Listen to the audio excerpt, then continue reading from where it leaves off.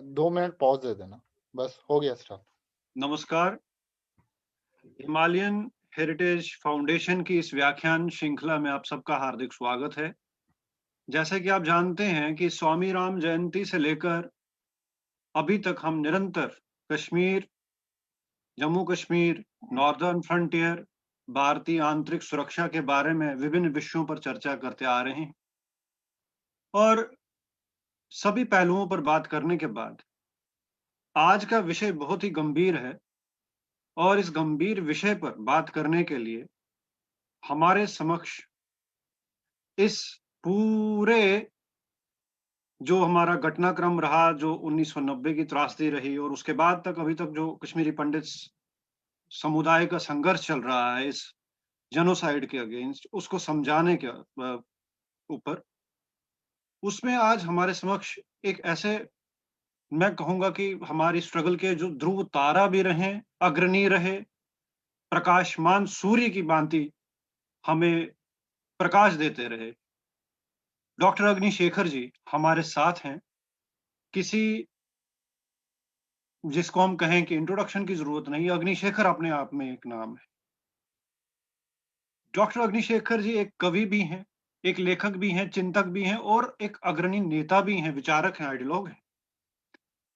उनसे आज हम ये समझेंगे जो एक साजिश चलती आ रही है कि कश्मीर को पृथक बताना भारतीय मुख्यधारा से 14वीं शताब्दी के बाद निरंतर, और उसके बाद एक ऐसे इतिहास को गढ़ना जो झूठा ही नहीं, जिसका कोई साक्ष्य भी नहीं है।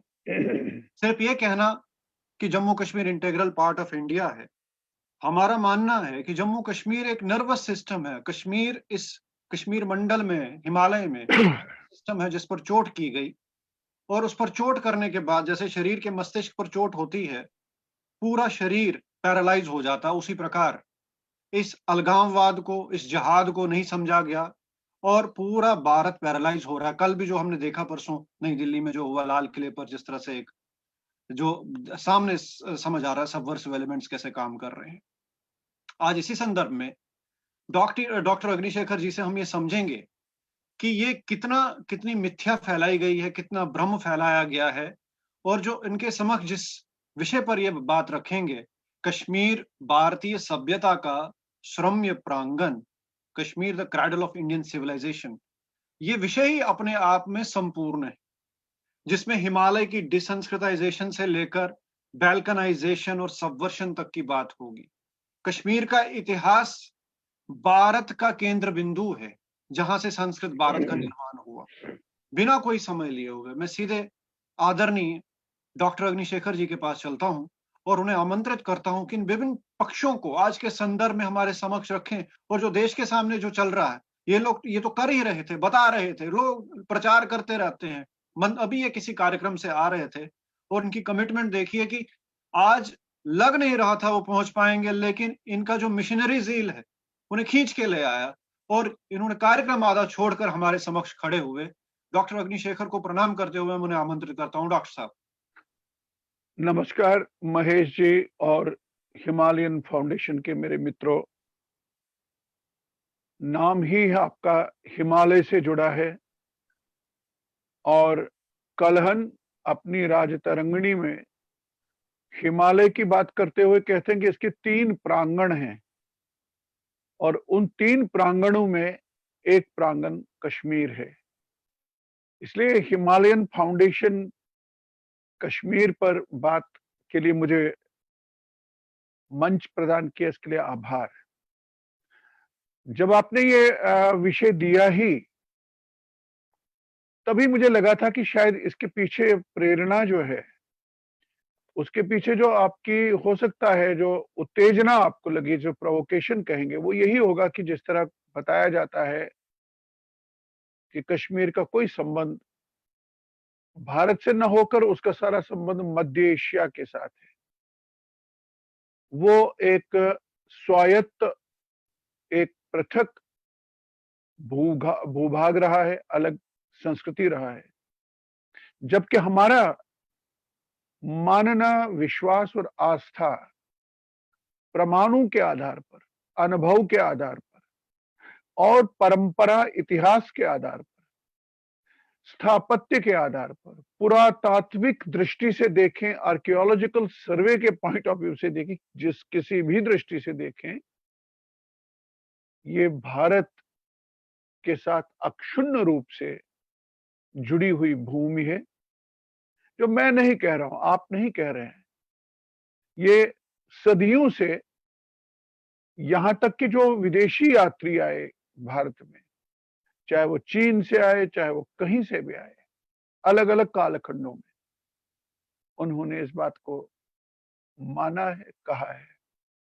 तो चूंकि विषय बहुत व्यापक है, मैं सोच रहा हूं कि कहां से इस बात शुरू करें, क्योंकि इस विषय पे आपको बात करनी है कश्मीर की, उसके भूगोल की, और उसके नामकरण की आप बात करेंगे, इसमें रहने वाले लोगों की बात होगी, जातियों की बात होगी, जो नाग जाति है, कौन कौन सी आदिम जातियां थी कश्मीर में, और उनका संबंध भारतीय पर्सपेक्टिव में क्या है, और हम बात करेंगे सामाजिक आर्थिक जीवन की, सांस्कृतिक, संगीत, कला, संप्रदाय, और पर्वों की, उत्सवों की, भाषा की, व्याकरण की, और उनका संबंध भारतवर्ष के साथ, भारतीय सभ्यता के साथ जोड़ते हुए बात करने की कोशिश करेंगे हम। तो मित्रों, सबसे पहले हम सीधे सीधे बात अगर करें तो पहला है कि कश्मीर, ये शब्द सुनते ही एक रोमांच पैदा होता है, और कई दृष्टियां हैं कश्मीर को देखने की। कईयों के लिए ये एक ऐसी जगह है जहां आप जाकर के पर्यटन कर सकते हैं, देखते हैं। कईयों के लिए ये मनीषियों की भूमि है, ऋषियों की भूमि है, स्वर्ग है। तो मेरे मित्रों, उस भूमि, उसके परिदृश्य को, सभ्यतागत परिदृश्य को, सिविलाइजेशनल कॉन्टेक्स्ट और पर्सपेक्टिव को जानने के लिए हमको कश्मीर के इतिहास से भी पहले का इतिहास, यानी जो पूरा इतिहास होता है, आख्यान होते हैं, आख्यानों के पास जाना पड़ेगा। कश्मीर का अपना एक आख्यान है जो हमको नीलमत पुराण में मिलता है, महावंश में मिलता है। और यहां देखिए, मैं अब बात करूंगा कि जब कश्मीर की उत्पत्ति का इतिहास आता है सामने, कि कश्मीर का जन्म, जो वर्तमान कश्मीर है, इसकी कथा हमारे पास वर्णित है। इसका जन्म कब हुआ, कैसे हुआ, क्यों हुआ, क्या कारक थे, ये उस आख्यान में वर्णित है जो नीलमत पुराण में है। और नीलमत पुराण उस आख्यान की बात करते हुए सबसे पहले एक बहुत महत्वपूर्ण बात करता है, जिसे भारतीय सभ्यता की दृष्टि से हमको देखना चाहिए। जो भारतीय काल गणना है, जो समय की हमारी अवधारणा है पूरे भारत की, समय की गणना कैसे करता है भारत, तो उसे भारतीय काल गणना के अनुसार उस दृष्टि को ध्यान में रखिए। तो नीलमत पुराण आपसे कहता है कि कल्प के आरंभ होने से लेकर 6 मनवंतरों तक ये जो वर्तमान कश्मीर घाटी है, एक झील थी जिसका नाम सतीसर था। वो सतीसर नाम क्यों था, उस पर बाद में बात करेंगे। पहले टाइम की बात कर रहे हैं, भारतीय काल गणना की बात कर रहे हैं, उसके पॉइंट ऑफ व्यू से। तो भारतीय काल गणना में जानकार लोग जानते हैं, युगों की बात है, कल्पों की बात है, मनवंतरों की बात है, चतुर्युगी की बात है। उसी दायरे में नीलमत पुराण की का यह आख्यान कहता है कि 6 मनवंतरों तक, कल्प के आरंभ से, फिर 7वें मनवंतर में ये जो झील थी, इसका पानी कैसे बाहर निकाला हुआ अलग कथा है। उसके बाद जो भूमि निकल आई, जो कश्मीर कहलाई बाद में, वो अलग कथा, उसकी व्याख्या करेंगे। लेकिन हम तो फिलहाल भारतीय काल गणना की दृष्टि से कश्मीर की काल गणना के साथ थोड़ी सी बात करेंगे। यानी हमने ये देखना है, नीलबद्ध पुराण कहता है कि 7वें कल्प में ये झील, जिसका नाम सतीसर था, ये 6 योजन लंबी और 3 योजन चौड़ी थी। अब योजन जो है, ये माप है, मेजरमेंट है, ये कोई कश्मीर का अपना नहीं है, भारतीय है, टोटल भारतीय, हर कहीं मिलेगा, पुराणों में मिलेगा, प्राचीन भारत में मिलेगा, वैदिक भारत में मिलेगा। और ये योजन कितना होता है, ये थोड़ा वेरी करता है। ये 4 मील भी कहीं कहा गया इसको, 5 भी और 9 भी, 1 योजन। लेकिन कश्मीर की जो भौगोलिक स्थिति है, जो उसकी उपत्यका घाटी है जिसको आप बोलते हैं, इसकी लंबाई चौड़ाई अगर हम वर्तमान में देखें, तो ये जो 3 योजन और 6 योजन की बात सतीसर करता, नीलबद्ध पुराण सतीसर के बारे में करता है, ये बनता है 90 किलोमीटर लंबाई में और 45 किलोमीटर चौड़ाई में झील। अब आप वर्तमान कश्मीर में जाइए,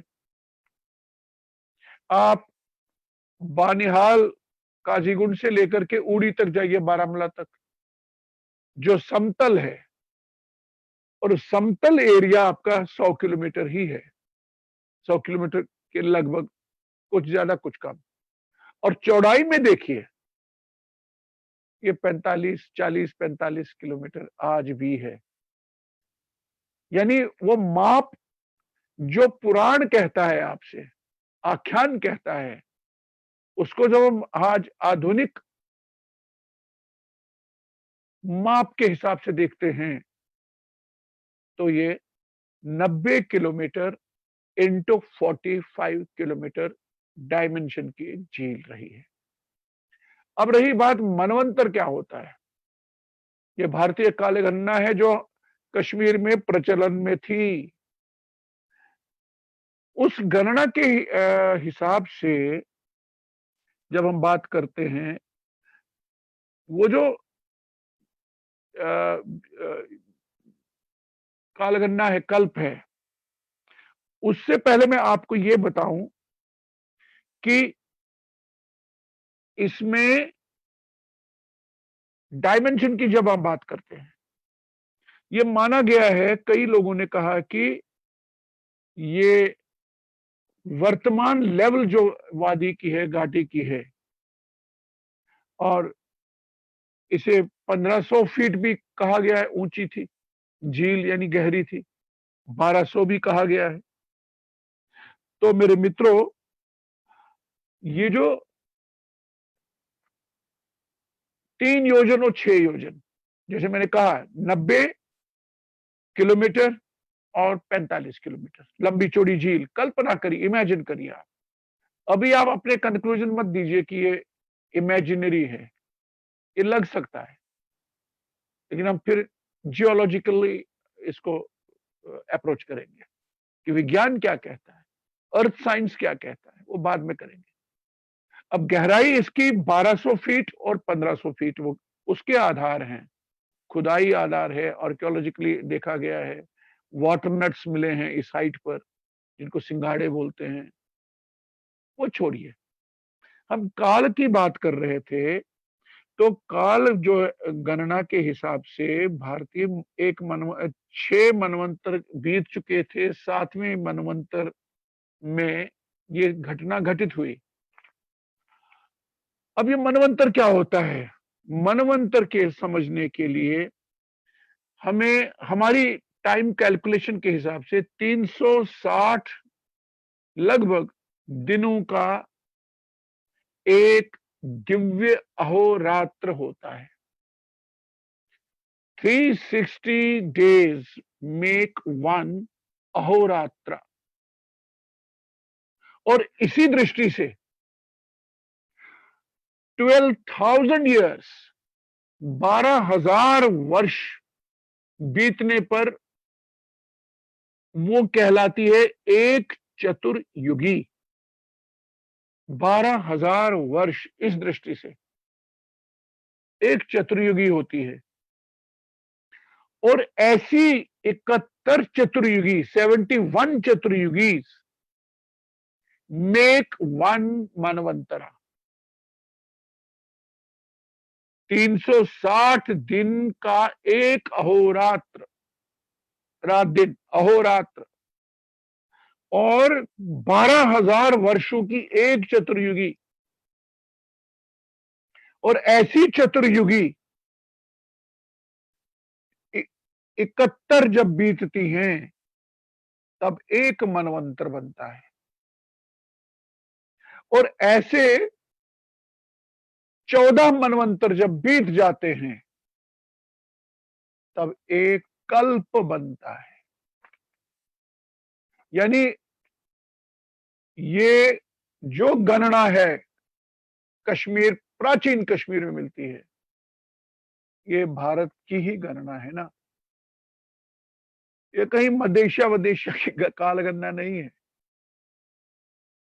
ये यूनान की काल गणना नहीं है, ये हमारी काल गणना है, भारतीय काल गणना, और कश्मीर से हम संदर्भ दे रहे हैं।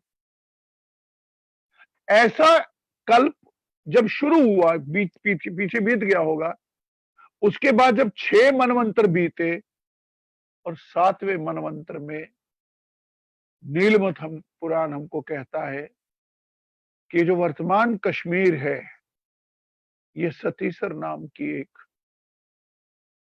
झील थी। और झील की कथा आप जानते हैं, शिव ने सती के लिए, उनके विहार के लिए, मनोरंजन के लिए एक झील का निर्माण किया था, इसलिए सती के नाम पर है सतीसर। ऐसे सतीसर के इर्द गिर्द सुरम्य पहाड़ों की तलहटी पर जो आर्य जनजातियां जातियां रहती थी,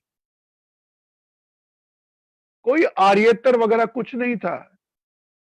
जिसे अंग्रेजी में यूरोपियंस ने non Aryan, Aryan, conflict, invasion, कई कई नैरेटिव घड़े जो चलते नहीं हैं जब आप उन पर ध्यान देंगे कई कोणों से।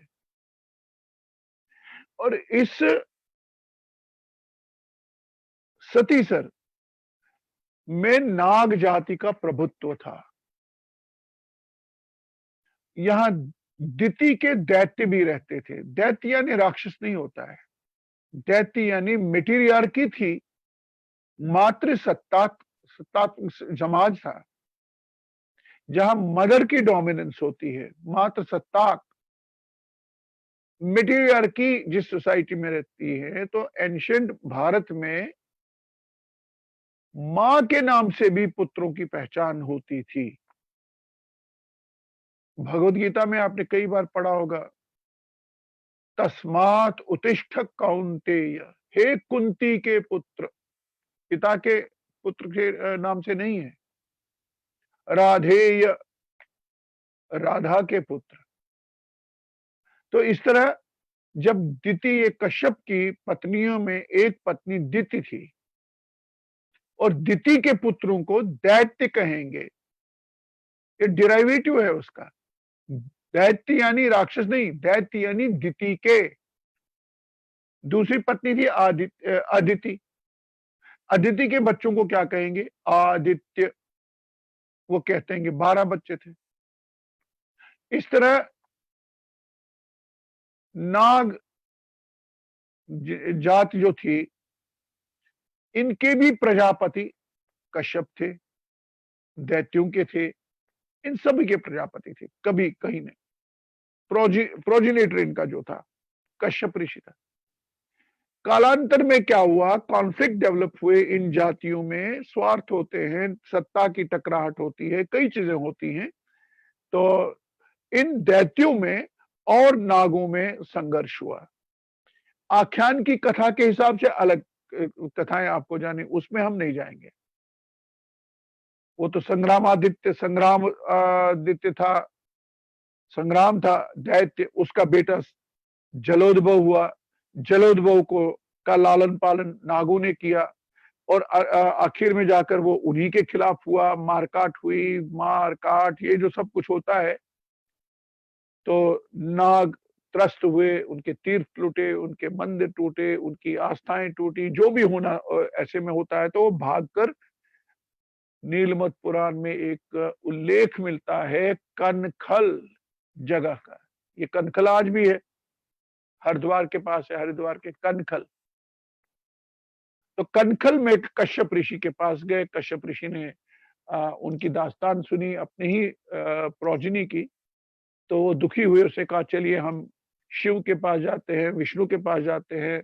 और वो सारी दास्तान सुनकर उन्होंने विचार किया कि अब सती देश पर हमको जलोद्भव नामक जो दैत्य है, राक्षस है, उससे मुक्त करना है। तो इसलिए देव सेना लेकर वो सती देश पहुंचते हैं, युद्ध होता है, पानी का निकास होता है जलोद्भव से, सतीसर से। वो क्योंकि वो अलग कथा, तो फिर ये सब अनंत हो जाएगा, क्योंकि जलोद्भव में इतनी शक्ति वो पानी में छिप जाता था। इसलिए इन्होंने निश्चय किया कि इस सतीसर को तोड़ना चाहिए कहीं पे। तो जो बारामूला के पास, जो आज बारामूला वरमूल कहते हैं, वो वराहमूल है। वहां पे पहाड़ काटा गया, कथा के अनुसार पानी का निकास बाहर हुआ और जो जलोद्भव है उसका वध हुआ और नई भूमि बनी। नई भूमि जो बनी, निकल आई, कालांतर में इसके नामकरण की कई व्याख्याएं आई। कश्यप के द्वारा जो भूमि निकली उसका नाम कश्यप मरु से कश्मीर पड़ा। कई कई नामकरण, 2-4 व्याख्याएं मिलती हैं। ये भी प्रमाण मिलता है नीलमत पुराण में कि कश्मीर में पहले से ही एक देवी थी जो अधिष्ठात्री देवी है, कश्मीरा। और कश्मीरा देवी जो थी वही उमा भी है। यैव देवी उमा सैव कश्मीरा, नीलमत पुराण कहता है। जो देवी उमा है, सैव वही कश्मीरा। अब अगर उमा ही कश्मीरा है तो उमा पार्वती का भी रूप है, सती का भी रूप है, क्योंकि सतीसर था कश्मीर। तो कई कथाएं चलती हैं अंडर करंट इन कथाओं में, बहुत रोचक है। आदमी को पढ़ना चाहिए, किसी भी व्यक्ति को जानना, लेकिन दृष्टि चाहिए। एकदम आंख मूंद कर उसको मिथ कह के इग्नोर नहीं करना चाहिए, क्योंकि ये हमारे दिमाग में यूरोपियंस ने डाली है बात। ये तो माइथोलॉजी है, मिथ है। अरे यहाँ हमारे यहाँ आख्यान कहते हैं इसको, ये पुराख्यान है। तो आख्यानों में इतिहास के बीज होते हैं, दूर इतिहास के बीज होते हैं। तो इस तरह कश्मीर का जो नाम है, उसकी मैंने आपको कहा कि एक तो कश्यप के साथ जुड़ा है, एक ये भी संभावना है कि कश्मीरा देवी थी और यही कश्मीर है वर्तमान, क्योंकि कलहड़ राजतरंगिणी में ये दोनों नाम का प्रयोग करता है, कश्मीर भी और कश्मीरा भी। और इस कश्मीर या कश्मीरा का उल्लेख नीलमत पुराण के अतिरिक्त महावंश भी एक बहुत महत्वपूर्ण ग्रंथ है, उसमें भी इसका उल्लेख मिलता है नाम का।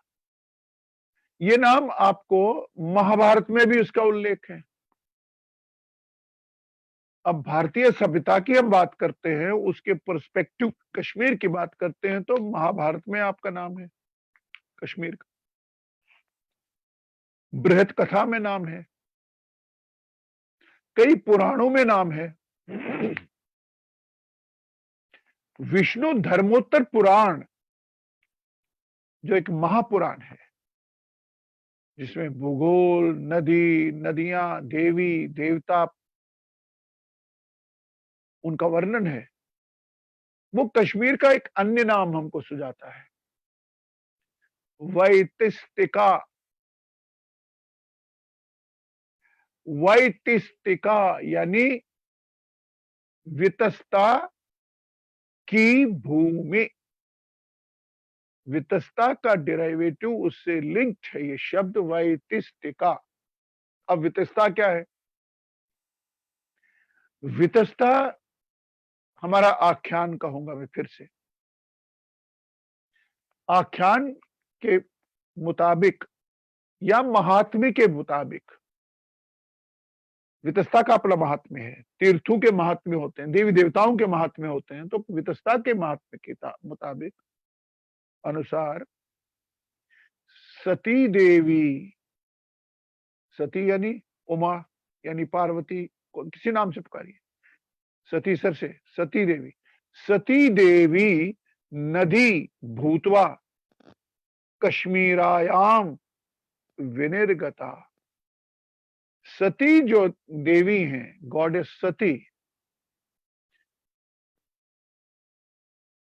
in the form of river Vitasta is flowing through this land. सती देवी नदी भूतवा कश्मीरायाम विनिर्गतः।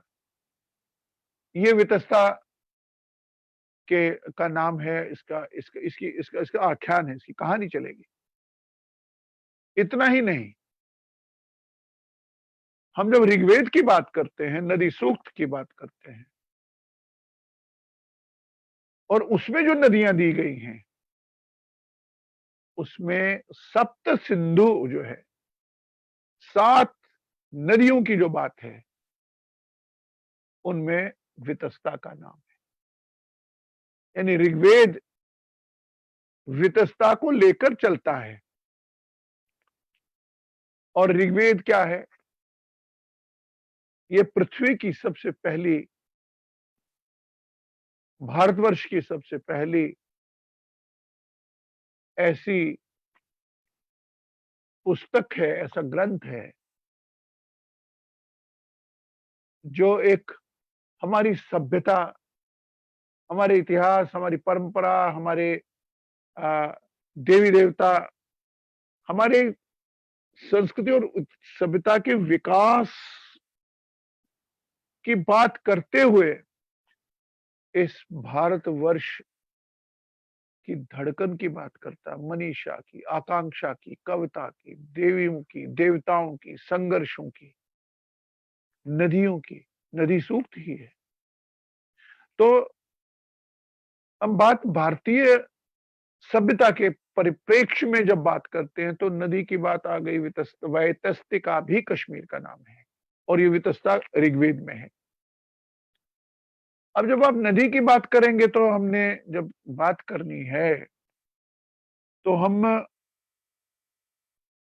पाणिनि के जो जो विश्व प्रसिद्ध उनका ग्रंथ है, अष्टाध्यायी, 8 अध्यायों वाली अष्टाध्यायी, जो विश्व प्रसिद्ध ग्रामेरियन है पाणिनि। कहा तो ये भी जाता है उनके बारे में कि ये भी कश्मीर में शारदा पीठ जो था, वहां उन्होंने इसकी रचना की। तो उस अष्टाध्यायी में भी कश्मीर का आपको उल्लेख मिलेगा। तो उनकी व्याख्याएं इस नाम की मैंने बताई। एक व्याख्या और भी है कि क जो है कश्मीर, क का अर्थ होता है प्रजापति।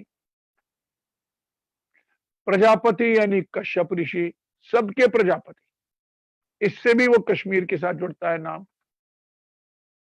और क का अर्थ होता है जल, वाटर। कम वारी अश्मना, यानी ऐसी कोई घटना हुई, इससे हम अंदाजा लगाते हैं कि अश्म होते हैं पत्थर, पत्थरों से, पहाड़ से अश्म वारी पानी जो बाहर निकला और जो भूमि बनी वो कश्मीर है। इस कश्मीर को हम कशीर भी बोलते हैं, जो कश्मीर का अपभ्रंश है। ये आप राजतरंगिणी में देखिए, M.A. स्टाइन ने इस पर बात की है, उल्लेख किया है। तो मेरे मित्रों, ये तो आख्यान की बात हुई। अब ये आख्यान जो है, तो बताइए कहां ये भारत से अलग है? क्या कश्यप ऋषि कश्मीरी ही थे? कश्यप ऋषि कश्मीर भारत भर के नहीं है, वैदिक ऋषि नहीं है। उमा की बात आई, सतीसर की बात आई, जो भी आई। तो इसी कॉन्टेक्स्ट में आगे हम जब चलते हैं, तो अब इतिहास पे आएंगे। ये तो पुराख्यान है, प्रोटो हिस्ट्री, पहले का। अब इतिहास की जब बात करते हैं, तो कश्मीर के इतिहास की शुरुआत में ही नीलवत पुराण, पहले ही श्लोक में, क्योंकि हमारे यहाँ परंपरा है पुराणों की, ये प्रश्नोत्तरी में है, क्वेश्चन आंसर में है। आपकी पूरी भगवद गीता प्रश्नोत्तरी में है, क्वेश्चन आंसर। प्रश्न पूछा जाता है, उत्तर आता है, प्रश्न आता है, उत्तर आता है, प्रश्न आता है, उत्तर आता है। कृष्ण तो अर्जुन तो कहते भी हैं प्रथम अध्याय में ही पूछने पर, कहते पृच्छामि त्वाम, मैं पूछता हूं आपसे। पृच्छामि कश्मीरी में शब्द है पृथुन, पृथांशुस, पृच्छामि त्वाम धर्म सम्मूढ़ चेता। मेरी खोपड़ी में कुछ नहीं आ रहा है, मैं कॉन्फ्लिक्ट में हूं, दुविधा में हूं, इसलिए पूछता हूं। तो ये जो पूछना है, पूछना किस लिए? जानने के लिए। जो जानना है वो वेद है, विद धातु से है जानना। तो यहां जानने के लिए जिज्ञासा होती है। तो इस तरह पुराणों ये परंपरा, एक स्टाइल रहा है भारत का एंशिएंट टाइम से, प्रश्नोत्तरी में करना। और उसी स्टाइल में, उसी शैली में नीलमत पुराण भी है। अब नीलमत पुराण खोलिए आप, तो वहां जन्मेजय ऋषि और वेद व्यास के बेटे वैशंपायन का संवाद चलता है आपस में, प्रश्नोत्तरी है। एक ऋषि पूछता है, दूसरा ऋषि जवाब देता है। प्रश्न आता है कि जब महाभारत का युद्ध हुआ, तो तमाम देश भर के राजाओं ने, सेनाओं ने भाग लिया, तो कश्मीर का नरेश क्यों नहीं था? अब फिर ये बात आई ना भारतीय सभ्यतागत दृष्टि से। अब युद्ध की बात है, कश्मीर का उल्लेख है, कश्मीर के नरेश का उत्तर। फिर उत्तर में वो व्याख्या उसकी देता है, उस पर हम यहां नहीं जाएंगे कि वो उस कारण है, समय निकल जाएगा। तो फिर मैंने छेड़ा क्यों? मैंने इसलिए कहा कि उत्तर में कहा जाता है कि ये जो यशोवती उस वक्त हमारी थी कश्मीर में, और यशोवती विश्व की सबसे पहली, और जो ज्ञात है, मालूम है, पहली साम्राज्ञी है यशोवती। यशोवती की पति नरेश थे, उसकी हत्या हुई थी और कई हत्याएं हुई थी। भगवान कृष्ण, श्री कृष्ण कश्मीर आकर स्वयं यशोवती को राज्य सिंहासन पर बिठाते हैं, राजारोहण, कोरोनेशन सेरेमनी में। तो जब हम इतिहास का पन्ना खोलते हैं, तो कृष्ण खड़े हो जाते हैं। कृष्ण का संबंध कश्मीर के साथ, यशोमती के साथ। और हमको पता यह भी चलता है कि गोनंद जो था राजा नरेश, उसका संबंध जरासंध के साथ भी था। और जरासंध और गोनंद में संबंध था आपस में, और कृष्ण और जरासंध में कॉन्फ्लिक्ट था, रावण के साथ कॉन्फ्लिक्ट था। उस द्वंद्व के पर्सपेक्टिव से आप देखिए तो कृष्ण कश्मीर चले आते हैं राजारोहण करने की दृष्टि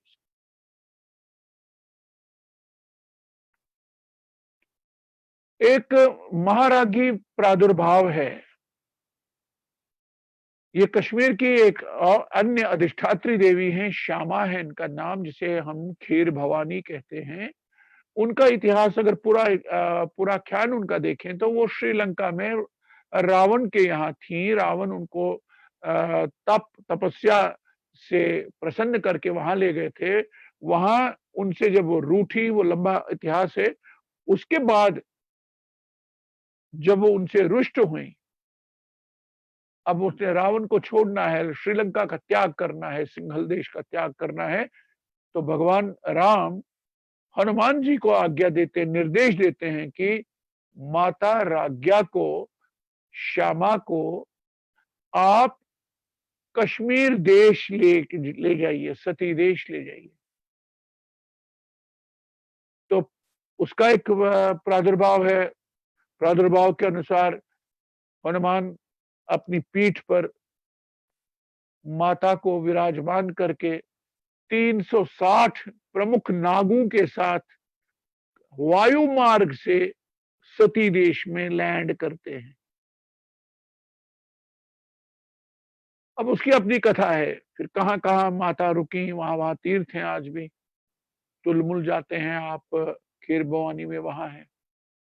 यहां उल्लेख इसलिए किया कि अयोध्या के राम श्रीलंका में माता को प्रसन्न कर हनुमान को निर्देश देते हैं कि इनको कश्मीर ले जाओ। यानी श्री राम को कश्मीर मालूम था, संबंध था। और एक मोटा मोटा संबंध ये भी था कि भरत का ननिहाल जो मातामाल होता है वो कैकेयी देश में था, कैकेयी देश में था। और कैकेयी देश जाने के लिए अगर मान लीजिए आज के वर्तमान अयोध्या से आप चलें तो एक रास्ता उसका कश्मीर के पर्वतों को लांग कर घाटी से होते हुए पश्चिमोत्तर की तरफ जाने का रहा होगा। कई रास्ते हैं। तो यानी लगता है कि कश्मीर भगवान राम आए होंगे और उन्हें पूरा पता था, भूगोल पता था, इसलिए वो आत्मविश्वास के साथ हनुमान को निर्देश देते हैं। और फिर उसी संदर्भ में अब आप देखें कश्मीर में राम के नाम पर कितने कितने तीर्थ हैं, कितनी कितनी जगहें हैं प्राचीन। अगर आप वर्तमान में ही देखें, समकालीन मॉडर्न कोई 200-250 साल में ही देखें तो 100 साल में ही मान लीजिए 7 रामायण आपके पास है कश्मीरी में। और क्षेमेंद्र ने तो 10वीं-11वीं शताब्दी में राम को लेकर के काव्य रचना की। राम का उल्लेख हमको नीलमत पुराण में भी एक अवतार के रूप में मिलता है। और उनसे जुड़ी जो दिवाली का पर्व है उसका उल्लेख कश्मीर में है, सुख सुप्तिका नाम से। ये नीलमत पुराण में सुख सुप्तिका नाम से दिवाली है। मैं ये कह रहा था कि जब आप इतिहास जो कलहन का लिखा है उस पर बात करेंगे तो उसकी पृष्ठभूमि में कलहन नीलमत पुराण की, वंश महावंश की, इन आख्यान को लेकर ही बात आगे करते हैं। यह भी कहते हैं कि मैंने इतने इतने कितनी ही पांडुलिपियां पढ़ी। यानी इतिहास लेखन की परंपरा भारत में अगर कहीं थी तो कश्मीर में थी, सुव्यवस्थित इतिहास की परंपरा। और टाइम कैलकुलेशन की बात से हमने शुरू किया। एक अन्य उल्लेख है कि कश्मीर का अपना एक पंचांग है और अपना एक संवत है। जैसे कलियुग संवत है, जैसे विक्रम संवत है, जैसे शक संवत है, जैसे ईसवी संवत है। कश्मीर का अपना संवत है सप्तऋषि, सप्तऋषि संवत। अब ये सप्तऋषि कौन है और ऐसा क्या हुआ है उस समय कश्मीर में कि उस घटना परिघटना की स्मृति में एक संवत शुरू हुआ जो आज तक चला आ रहा है। अरे 5096, 92, 93, कुछ भी कहिए आप, ये कॉन्टेम्पररी देखिए, सप्तऋषि संवत इसका है। ये सप्तऋषि सेंट्रल एशिया के थे क्या? ये आपके मध्य एशिया से आए थे क्या? पूर्व एशिया से? आप यूनान, रोम, अरेबिया, मेसोपोटामिया, असीरिया, वहां के थे क्या ये सप्तऋषि? इनके नाम पे संवत, इनके नाम पे तीर्थ हैं कश्मीर में, सप्तऋषि तीर्थ। ये अनंतनाग में आपको मिलेंगे। कश्मीर में सतरिश कहते हैं। श्रीनगर में हारी पर्वत, जिसे शारिका पर्वत कहते हैं, उसकी परिक्रमा जब प्रदक्षिणा करते हैं तो वहां सतरिश है, सप्तऋषि है। आप कुपवारा क्षेत्र में सप्तऋषि हैं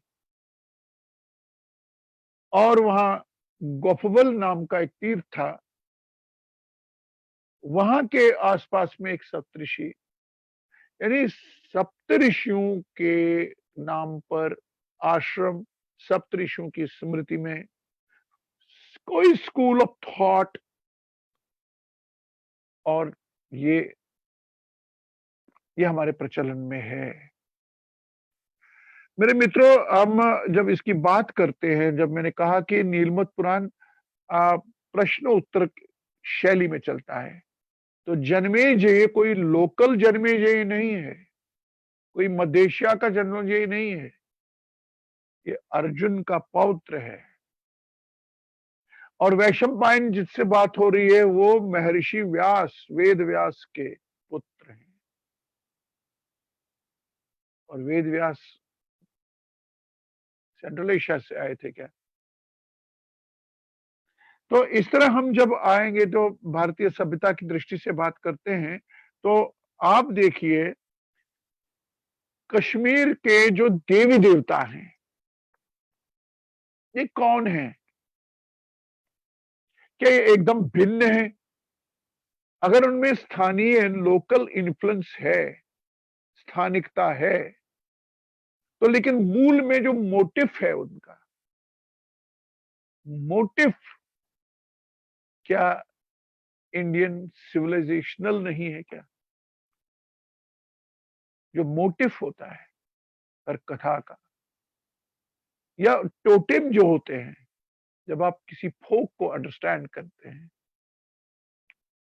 तो आपको नीलमत पुराण पे जाइए, कर्मकांड को इधर रखिए फिलहाल एक तरफ, इन दो ग्रंथों को ध्यान में रखिए आप, नीलमत पुराण और महावंश को, विष्णु धर्मोत्तर को भी। आपको अग्नि देवता मिलेंगे, ब्रह्मा मिलेंगे, वायु देवता है, वरुण है। आप जो आपको हमारे यहाँ अवतार हैं, दशावतार कश्मीर में है। ये भारतीय सभ्यता और संस्कृति के परिदृश्य में देखिए तो मत्स्य अवतार, कूर्म अवतार, वराह अवतार, वराह पे तो वरमूल है, बारामूला नाम ही है वराहमूल। हंसा अवतार है एक, अश्वशीर्ष अवतार, नरसिंह अवतार, वामन अवतार, राम अवतार और बौद्ध अवतार। तो बौद्ध महात्मा गौतम बुद्ध को भी अवतारों में कश्मीर ने सम्मिलित किया है। उसका कोई कारण तो जरूर होगा ना। इस तरह ये जो मैंने अवतारों की बात की, जो कश्मीर के अवतार मान लीजिए आप हैं, क्या ये भारतीय अवतार नहीं है? ये भारतीय वांग्मय और भारतीय मनीषा के साथ जुड़े हुए अवतार हैं। ये कहां पे अलग है?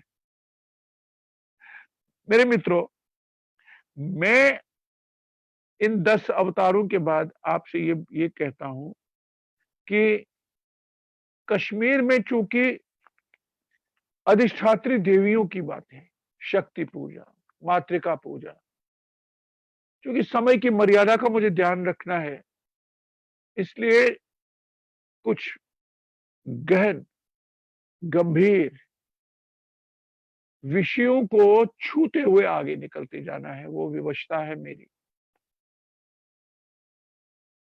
मातृका पूजन, शाक्त धर्म, शक्ति की उपासना, तंत्र की उपासना, वो तंत्र फिर तांत्रिक पद्धति, कर्मकांड, मोटे मोटे रूप से देखिए तो कश्मीर में जो देवियां हैं, अभी मैंने महाराज्ञा की बात की, वो श्यामा है। और ये श्यामा जो है, ये अधिष्ठात्री है, इनका आख्यान है। राज्ञा बोलते हैं हम कश्मीर में, रजनिया भगवती। शारिका हैं, उनका अपना आख्यान है। जो कश्मीर श्रीनगर में हारी पर्वत शारिका पर्वत है, उसकी अपनी कथा है। जब दैत्य मर नहीं रहा था, उसका वध नहीं हो रहा था, तो देवी ने मैना का रूप धारण करके वो मेरू पर्वत जाती हैं, मेरू पर्वत, और मेरू पर्वत से चोंच में कंकर लाकर उस दैत्य पर डालती हैं। जब दैत्य पर कंकर आया, दूसरा, तीसरा, चौथा, पांचवा, तो वहां एक पर्वत का निर्माण हुआ, और उसके नीचे से जो एक सुरंग थी, अंडर वाटर टनल एक थी सतीश देश में, सतीसर में, जहां से ये छिप जाता था, दूसरे लोक में जाता था दैत्य, तो उसका बंद किया, मुंह बंद किया। और फिर भी वो इतना उन्होंने कहा, मां ने कहा कि नहीं, मैं फिर यहीं बैठूंगी। वो विराजी उसी पर्वत पर, आज जहां चक्रेश्वर तीर्थ है। ये श्री शारिका पर्वत, जिसे कश्मीरी में हारी पर्वत, शारिका हारी में बदलती है, शारिका सारिका हिंदी में, मैना। और इसका अपना आख्यान है, इसको भी दुर्गा का ही अवतार कहते हैं। आपके यहां ज्वाला है, बाला है, हमारे यहां कश्मीर घाटी में एक व्रीडा भगवती है, भट्टारिका भगवती है, और इसी तरह शारदा भगवती है। शारदा तो विद्या की देवी है, और उनके कश्मीर में होने मधुमती नदी के किनारे कृष्ण गंगा के संगम पर वहां विराजती हैं श्री शारदा देवी। और शारदा का आख्यान एक समुद्र मंथन के साथ जुड़ता है। वो अमृत कलश लेके, जो देवताओं ने ये पान किया अमृत का, उसके बाद जो बचा उसको छिपाते हुए वहां आई। वहां कहते हैं, किंवदंती है, कहीं उसने छिपाया और खुद भी वहां रही। ये शारदा देवी है। तो इस तरह जो देवियां हैं, ये देवियों की भूमि है, शाक्त भूमि है। यहां आकर तो जगतगुरु शंकराचार्य तक प्रभावित हुए, और शारदा पीठ जाकर के, शारदा तीर्थ पर जाकर के ये प्रतिष्ठित किए गए और उनको मान्यता मिली। सर्वज्ञ पीठ कहलाता था। ऐसा पीठ कश्मीर सर्वज्ञ, संसार का हर एक ज्ञान और उसकी जो पीठ थी वो शारदा पीठ कहलाती। सर्वज्ञ पीठ, उस सर्वज्ञ पीठ ने जगत गुरु शंकराचार्य को, जो कांची कामकोटि कालड़ी से आकर के कश्मीर आए, फिर वहां विराजमान किए गए, उनको स्वीकृति मिली, मान्यता मिली। अब तब उन्होंने कई स्तुतियां लिखी कश्मीर में। मान्यता है कि सौंदर्य लहरी उन्होंने यही लिखी, और जो खीर भवानी में स्तुति गाई जाती है, लीला रब्दस्था पितलुप्ता अखिल लोका गौरीम अम्बा अम्बराक्ष, क्योंकि ये अम्बा शब्द जो है संस्कृत का, ये दक्षिण में बहुत पॉपुलर है, इसलिए वो लोग शारिका को लेकर, शारिका को शारिका अम्बा बोलते हैं वहां, क्योंकि आदि जगदगुरु शंकराचार्य शारिका की काष्ठ की मूर्ति वहां लेकर गए, उन्हें स्थापित किया, जो श्रृंगेरी में है तीर्थ।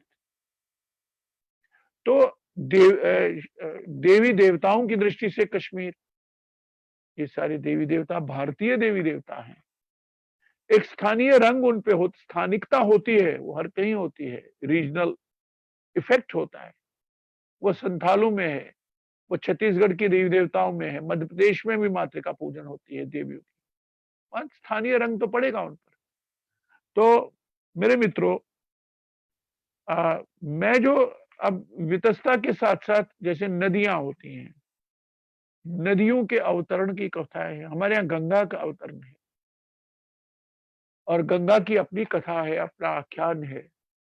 भगीरथ की तपस्या है, इसमें राजा सगर के बेटों की कथा है, प्रसंग है। इसमें जनु ऋषि का प्रसंग आता है गंगा में।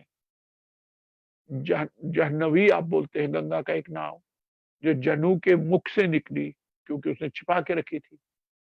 इस तरह ये जो महात्म्य होते हैं नदियों के, कई महात्म्य हमारे पास हैं, और प्रत्येक कश्मीर की नदी किसी न किसी देवी का स्वरूप। शुपियन जो जगह है कश्मीर में, और जो कौसर नाग से निकलती विशव, जिसको हम कश्मीरी में बोलते हैं, वो विशोका है, और विशोका लक्ष्मी का अवतार है, कश्मीरा है। हर देवी जो है, हर देवियों के साथ जुड़ी हुई नदियों की परिकथाएं आपको मिलेंगी, बहुत सुंदर परिकथाएं। यही तक नहीं, नीलमत पुराण में कश्मीर और मध्य देश के बारे में कहा जाता है। जो वर्तमान जम्मू का रीजन सारा है, इसकी नदियां भी 8-9 प्रमुख नदियां हैं। कुछ तो पहचानी गई हैं, कुछ की पहचान करना पांडुलिपि के हिसाब से, ग्रंथ के आख्यान के हिसाब से मुश्किल है, हुआ है विद्वानों को। तो मैं ये आपसे कह रहा था कि नदियों की दृष्टि से नदियां देवियां हैं। फिर आप पर्वों पे जाइए। ये जो कश्मीर में आपको पर्व मिलेंगे, उत्सव और अनुष्ठान मिलेंगे, एक लंबी सूची है जो वहां का समाज, हमारे बुजुर्ग, हमारे पुरखे मनाते आए हैं। वो जाहिर है, जो मैंने देवता गिनाए, जो मैंने अवतार गिनाए, ये उनसे जुड़े पर्व हैं। जैसे दिवाली का पर्व सुख सुप्तिका कहलाता है।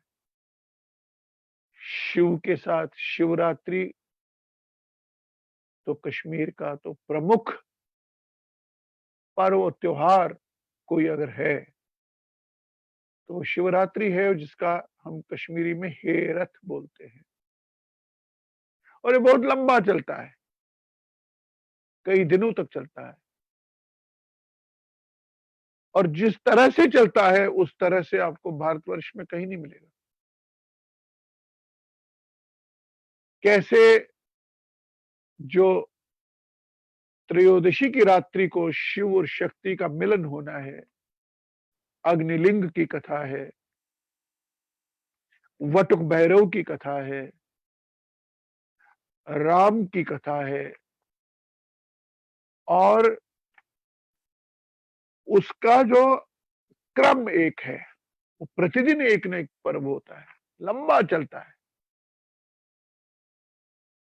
और ये शिव की कथा है, शिव और शक्ति की का पर्व है। इसी तरह कृष्ण से लेकर के हमको कलहन की राजतरंगिणी में अवंती वर्मन के दौर में अवंती वर्मन राजा मरणासन्न है और उन्हें भगवत गीता सुनाई जा रही है, तो एक उल्लेख है। तो इस तरह से आप देखिए, चैत्र प्रतिपदा हो, ये महानवमी के दिन हो, और भी स्थानीय पर्व जो है, ये कहीं भी किसी भी तरह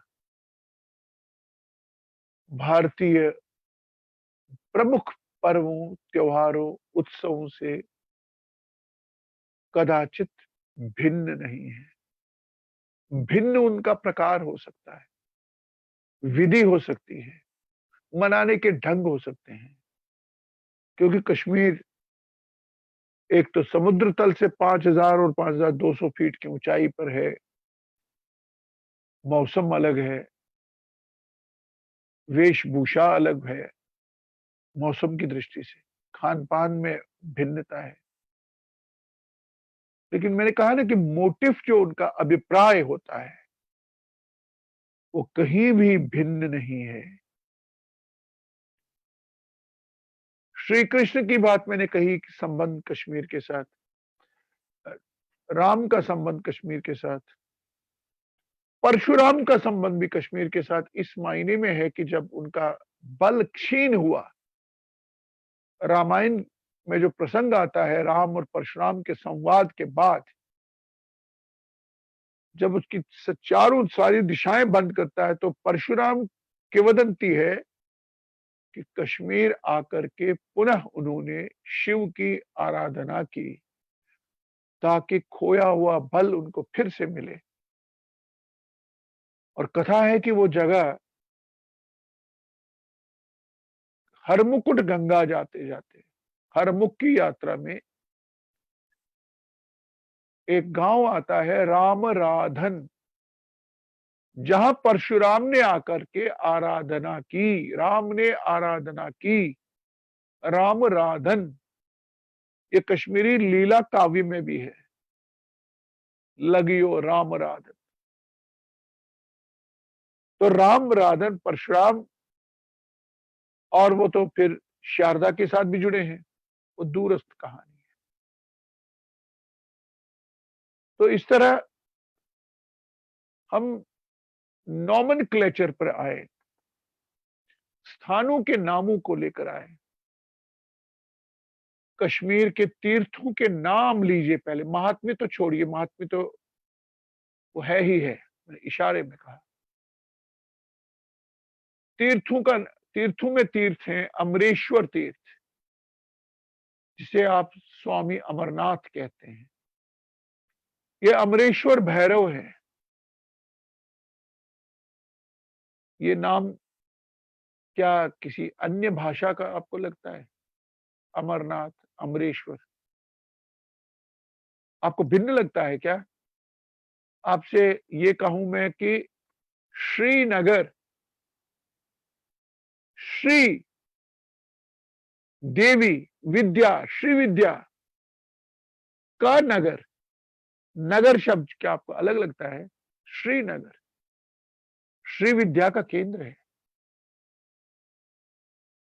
ऐतिहासिक दृष्टि से तो ये मगध नरेश महाराजा अशोक का बसाया हुआ शहर है, श्रीनगरी।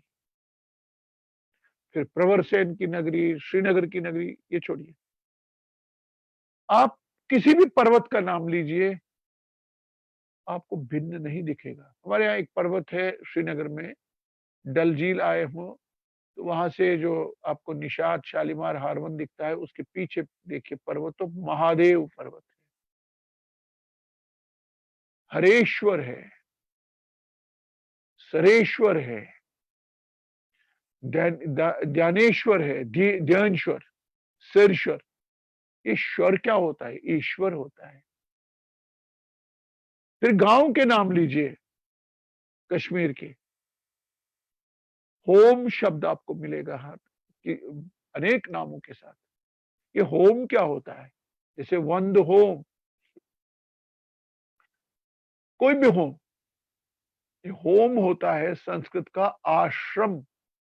आश्रम बिगड़ते बिगड़ते होम में बदलता है। वाग आश्रम, वाग भट्ट का आश्रम, वाग होम, ये होम शब्द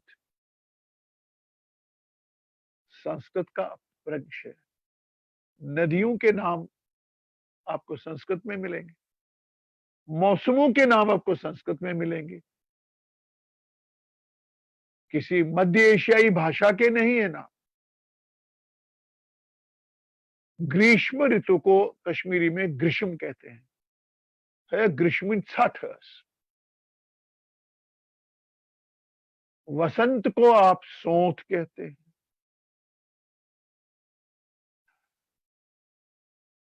ऋतुओं के नाम, गिनती के नाम, 1 2 3 4 5 ऐसे चलिए, ये पूरे संस्कृत में आपको दिखेंगे। उनका वर्तमान कश्मीरी रूप दिखेगा आपको।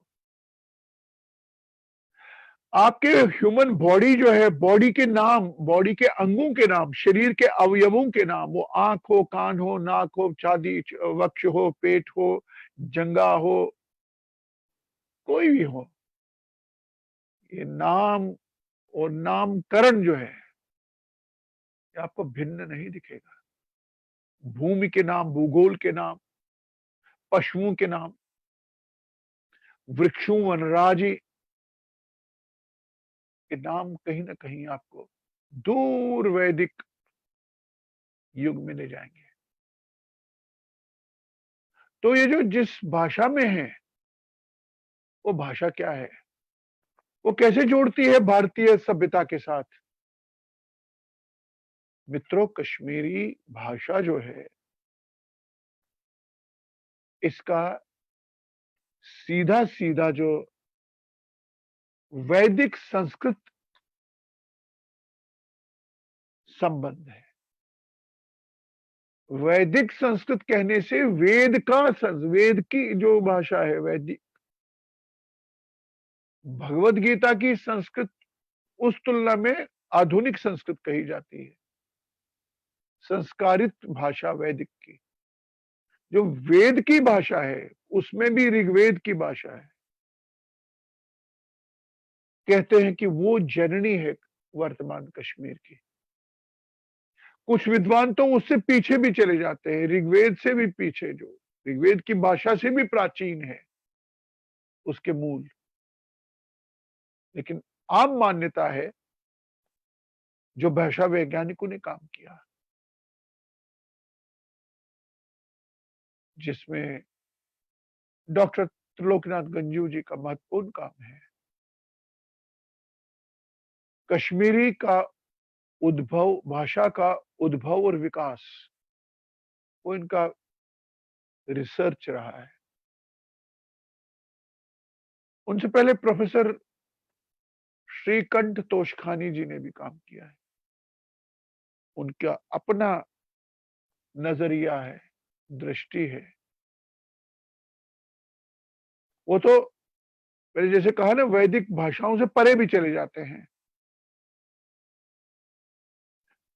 और कुल मिलाकर के कश्मीरी भाषा, उसका व्याकरण, उसकी क्रियाएं, उसके विशेषण, adjectives, helping verbs, auxiliary verbs, वाक्य रचना, शब्द कैसे बनते हैं, शब्द कैसे हम जोड़ते हैं, उनका क्रम क्या होता है, क्योंकि भैया ये भूमि है वो पाणिनि की भूमि है, अष्टाध्यायी की भूमि है, वो यहीं रचित हुई है। ऐसे में जो भाषा है वो वैदिक भाषा से निकली हुई कश्मीरी भाषा है। तो ये हालांकि कहा गया, यहाँ जो लोग कश्मीर को भारत का अंग नहीं मानना चाहते हैं या सिद्ध करना चाहते हैं, जो उनसे सिद्ध होता नहीं है, उनका एक आधार ये भी है कि सर जॉर्ज ग्रियर्सन ने जो लिंग्विस्टिक सर्वे ऑफ इंडिया 8 खंडों में लिखा, वो कश्मीरी भाषा पर बात करते हुए कश्मीरी भाषा, जिसको मैंने अभी कहा ऋग्वेद की है, ये भारतीय आर्य भाषा परिवार, हर भाषाओं की एक फैमिली होती है, वर्गीकरण होता है। तो भारतीय आर्य भाषा परिवार की भाषा उसको न मानकर भारतीय ईरानी परिवार की भाषा मानते हैं, यानी जिसे वो दर्द भाषा भी कहते हैं। जो कश्मीर से बाहर, जो आपका गिलगित, अस्टोर, उस दिशा में हिंदू कश की ओर, वो शिना भाषा है। पैशाची भी कई बार उनका आशय रहा कहने का, धार्मिक भाषा का है। अब अगर ये सिद्ध हो जाता तो एक भाषा वैज्ञानिक तर्क आपके पास आता कि कश्मीर का सीधे सीधे ऋग्वैदिक वैदिक संस्कृति के साथ संबंध नहीं है, ये अलग है। लेकिन ये टिकता नहीं है तर्क की सांग पर। इसकी शब्दावली, अधिकांश इसका व्याकरण, वाक्य संरचना, जैसे मैंने कहा, ये सारा का सारा वैदिक संस्कृत से है। अभी भी ऋग्वेद की कुछ ध्वनियां भाषा वैज्ञानिक कहते हैं कि कश्मीरियों के पास है, अक्षुण्ण। और ये यूं ही नहीं है कि हमारे यहां मान्यता है कि वेदों की जो संरचना हुई, जो संकलन उनको संकलित किया गया, वेदों को, कंपाइलेशन ऑफ वेदास, ये हमारे आचार्यों ने कश्मीर में किया है। और कुछ स्थान इसके साथ जुड़े हैं, जैसे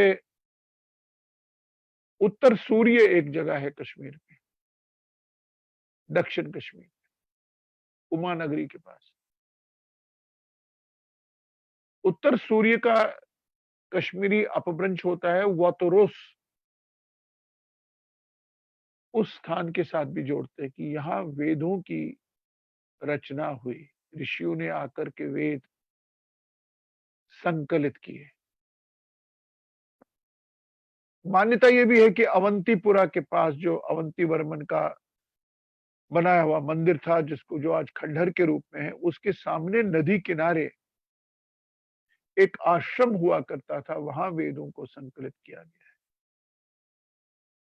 इस पर शोधपूर्ण लेख लिखे थे संस्कृत के परम आचार्य विद्वान थे पुष्करनाथ शास्त्री, संस्कृत के कवि थे,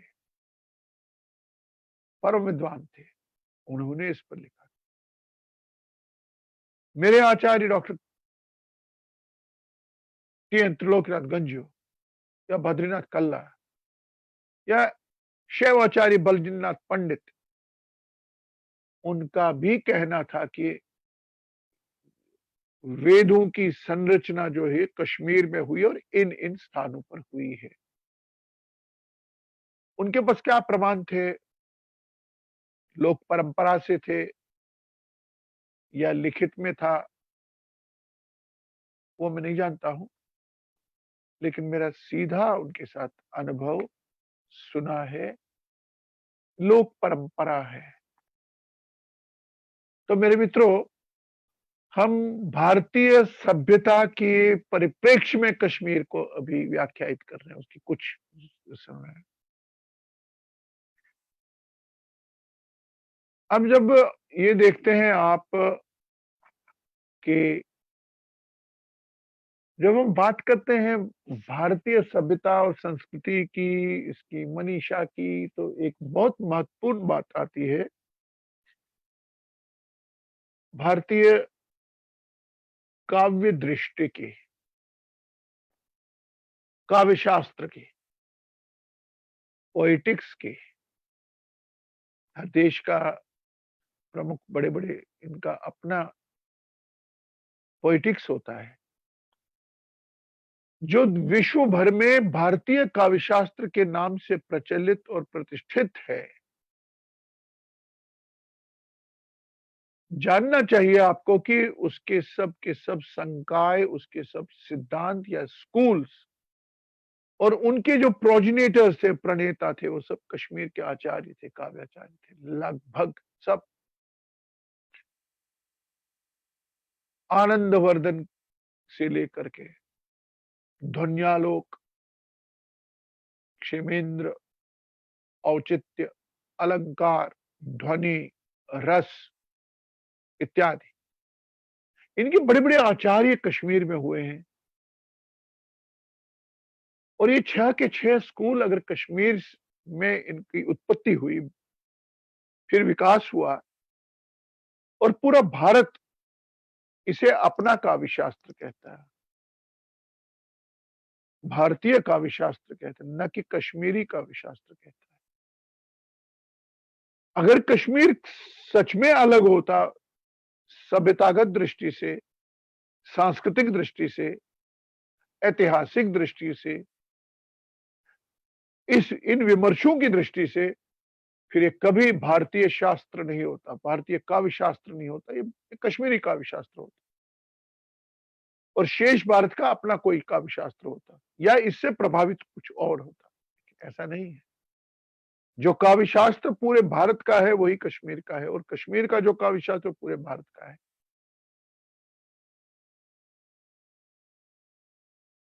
ये 6 मैंने कहा इस दृष्टि से, और कोई देश इसको अपनाता नहीं है अगर दूसरे देश का है। जैसे मैं ये तर्क देता हूं उन कुतर्कियों को जो कुतर्क करते हैं, कश्मीर कभी सांस्कृतिक दृष्टि से, मैं नाम नहीं लेना चाहता हूं, तवज्जो उस उन्हें मिलेगी जो मेरी तवज्जो देने के योग्य नहीं है। एक अंतर्राष्ट्रीय नाम है,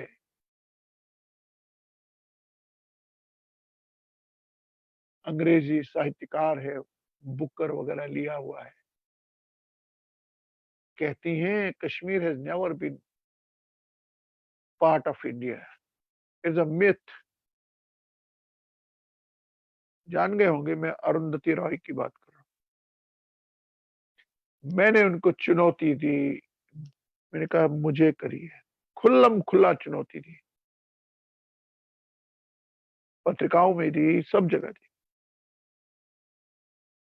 मुझे तरस आया उसकी समझ पर, फिर मुझे तरस खुद पर आया कि मैं क्यों तरस रहा हूं। तरस इस पर आ रहा है क्योंकि इसका एजेंडा है, ये अपने एक एजेंडा, एक पूर्वाग्रह, एक दुराग्रह के चलते ऐसा कह रही है। और ऐसा कहने वाली ये पहली नहीं है, एक पूरा गिरोह है इंटेलेक्चुअल्स में, राइटर्स में, जो कश्मीर को भारत से अलग करने की दिशा में जो लोग सक्रिय हैं, अलगाववादी, उनका एक इंटेलेक्चुअल बेस तैयार करने में अपनी भूमिका निभाते हैं ऐसे लोग, तो उनमें वो हैं। मैंने एक तर्क दिया उनको, क्या संसार की कोई ऐसी भाषा है जो किसी अन्य भाषा का ग्रामर उसने उधार लिया हो और उस पर अपना मुलम्मा चढ़ाया हो, बॉडी उसकी अपनी हो, और बॉडी में जो स्ट्रक्चर, जो बोन्स, मैरो, नैरो, जो नर्व्स इत्यादि, जो दिल, धड़कन वगैरह है, वो किसी और का हो? क्या ऐसी कोई भाषा है जिसका ग्रामर उधार का लिया हुआ ग्रामर है किसी अन्य भाषा का?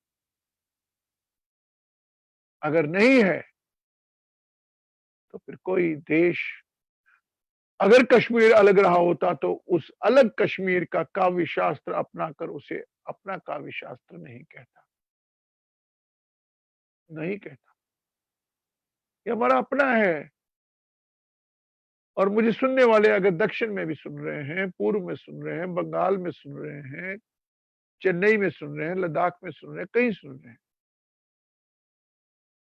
जब उन्होंने भारतीय काव्य शास्त्र पढ़ा होगा अंग्रेजी में, हिंदी में, अपनी भाषाओं में, भामा का नाम पढ़ा होगा, दंडी, बामा, कुंतल, कैयक, रुद्रट, मम्मट, लल्लट, ये नाम उनको संस्कृत के आचार्य लगे होंगे।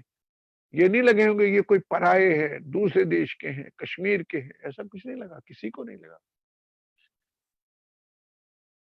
तो मेरे मित्रों, काव्य शास्त्र की दृष्टि से भारतीय काव्य शास्त्र और कश्मीर, इस दृष्टि से अध्ययन करना चाहिए। जहां तक मैंने बात की कि बुद्ध एक अवतार के रूप में है कश्मीर में,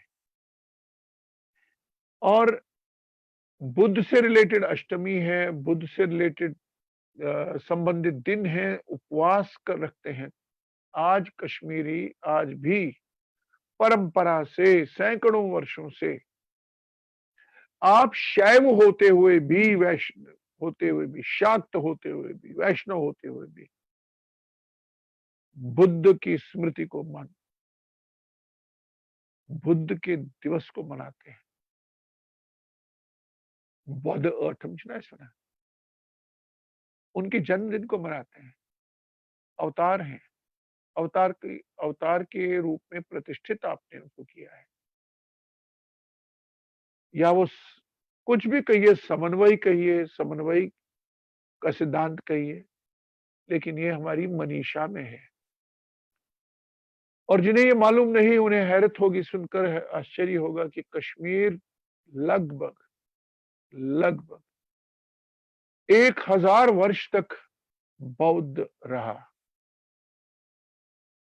यहां बुद्ध धर्म आया, बुद्ध मत आया, यहाँ के लोगों ने स्वीकार किया, अपनाया, यहाँ पनपा, फला, फूला, और यही महायान और हीनयान के रूप में जो विमर्श हुआ, वो थी चौथी बौद्ध सभा कनिष्क के युग में, महाराजा कनिष्क की।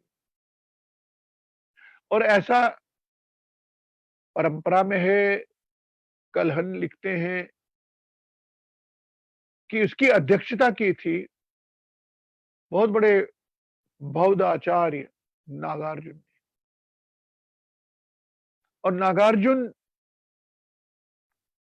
की अध्यक्षता, नागार्जुन सहित 6 ऐसे आचार्य जिन्हें ठहराया गया था, जो आज आपका डल झील के किनारे जो बाग आज मुगल गार्डन के नाम से जाने जाते हैं, वो निशात, चश्मशाही, शालीमार, शालीमार कामदेव का तीर्थ रहा है।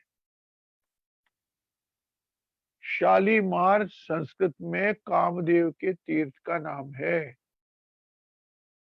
भले ही उसको गार्डन, मुगल गार्डन वगैरह कहते रहिए आप, क्योंकि मुगलों के जमाने में इसके रख रखाव हुआ, इसका ब्यूटिफिकेशन हुआ, उसका मतलब नहीं है कि उन्होंने जन्म दिया इनको।